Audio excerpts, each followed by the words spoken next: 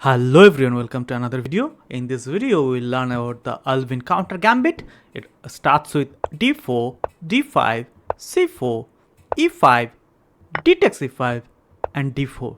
Now from this position, white has to move. White can develop the knight with the idea to attack this pawn, and maybe later on g3, flanking the bishop, some short castle kind of stuff. On the other hand, white might be thinking that this pawn is overextended.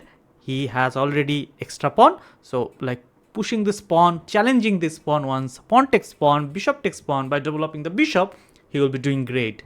Either you can see this pawn is really giving some trouble to white knight can't go to its natural square, it can't go here because the development of this bishop will be stopped, so this is not pleasant at all. So he can go knight f3, this is the one move, or else he can go e3. Now let's see the line with the e3. Once e3 played, this is the mistake. Now how we should punish? We are not going to take, rather we will give a check first with the idea knight can't come to block that check, bishop has to come to block that check. Once bishop comes, we will take the pawn with the idea he can take my bishop, but we are not going to take the queen immediately, but in next few moves. Now how we can take that, we will see. Bishop takes with the check. Now you can see the white king can't take the pawn because white king needs to stay close to the queen, either the queen will fall, so it will move at e2. Here if I come with a check, now you can see knight will come and will block the check and white will be doing fine. But we are not going to give a check immediately, but he might be thinking like, here if I promote it to a queen first, then he will take my queen with a check, king takes the queen, and then rook takes the queen, and black is doing fine. But here is the trick. So we are not going to take this knight by queening the pawn, rather we will under promote to a knight. Boom, we can see now this is a check. He has to act immediately.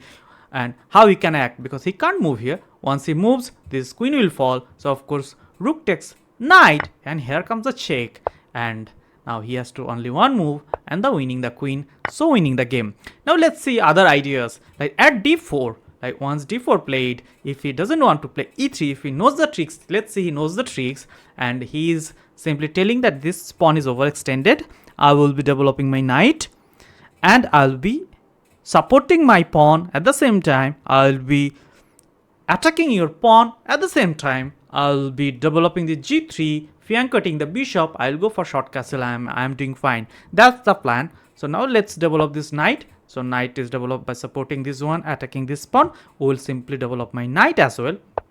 Now here you can see he can go g3 with the idea to develop the bishop, because other moves is not possible at this moment. Now right now as well, this kind of threat is still exist. Now let's see if he doesn't play g3, rather he plays e3. Now the similar kind of idea exists. With a check, bishop will comes.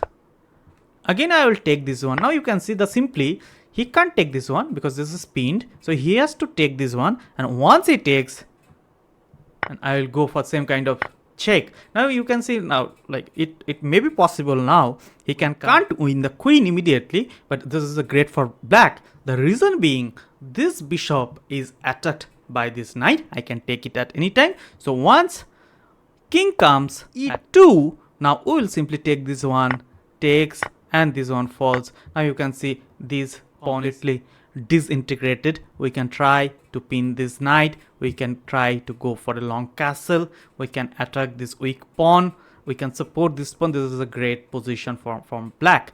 But now see if the other plan.